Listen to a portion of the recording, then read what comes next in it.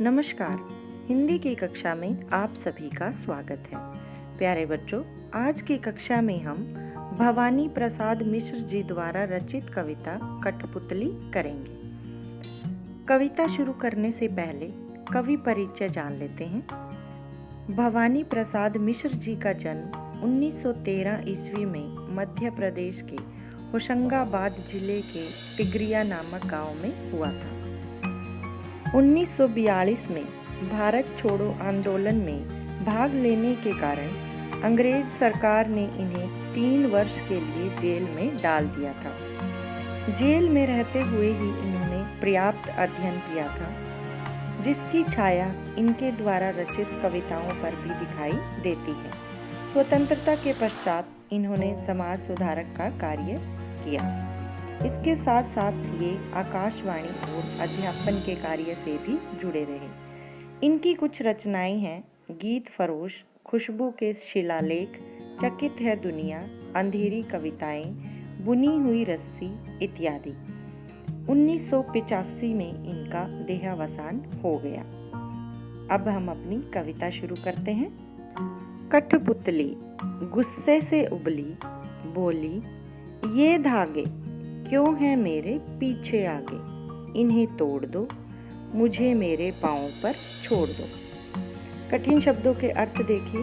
कठपुतली दूसरों के इशारों पर नाचने वाली, गुस्से से उबली बहुत गुस्सा हो गई, पाँव पर छोड़ दो का अर्थ है स्वतंत्र रहने दो। इन पंक्तियों में कवि ने डोरियों से बंधी एक कठपुतली के स्वतंत्र होने की इच्छा प्रकट की है।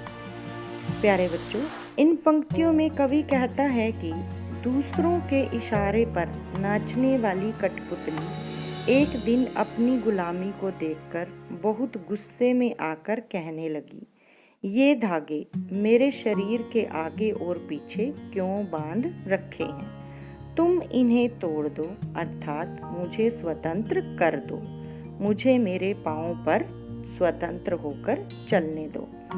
इन पंक्तियों में कवि ने बड़ी ही सहज भाषा का प्रयोग करते हुए कठपुतली के स्वतंत्र होने की इच्छा का वर्णन किया है। अब आगे देखिए।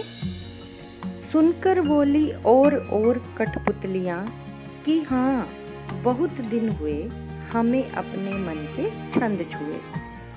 और का मतलब है अन्य सभी, अर्थात दूसरी कठपुतलियाँ। मन के छंद का अर्थ है मन के भाव यानी मन की खुशी।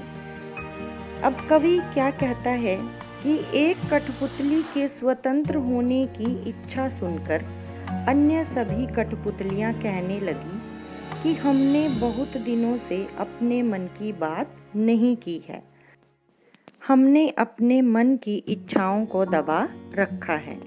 कहने का भाव यह है कि जो कठपुतलियां धागों से बंधी हुई हैं वो स्वतंत्र होना चाहती हैं, अर्थात वो गुलामी का जीवन जीना नहीं चाहती। अब आगे चलते हैं। मगर पहली कठपुतली सोचने लगी, ये कैसी इच्छा मेरे मन में जगी। मगर का अर्थ है परंतु, जगी का अर्थ है जागी है। प्यारे बच्चों, कवि इन पंक्तियों में कहता है कि अन्य कठपुतलियों के स्वतंत्र होने की इच्छा देखकर पहली कठपुतली सोचने लगी, यह मेरे मन में स्वतंत्र होने की कैसी इच्छा जागी है।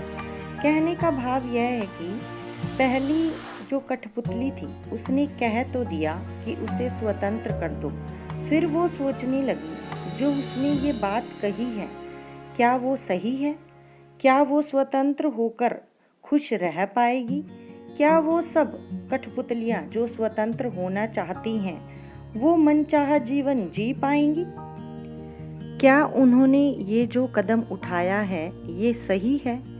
इस तरह से उनके मन में कई प्रकार के प्रश्न आने लगे। कवि ने इन पंक्तियों में बड़ी ही सरल भाषा का प्रयोग करके पहली कठपुतली के मन की इच्छा का वर्णन किया है। अब यहाँ पर हमारी कविता समाप्त होती है। धन्यवाद।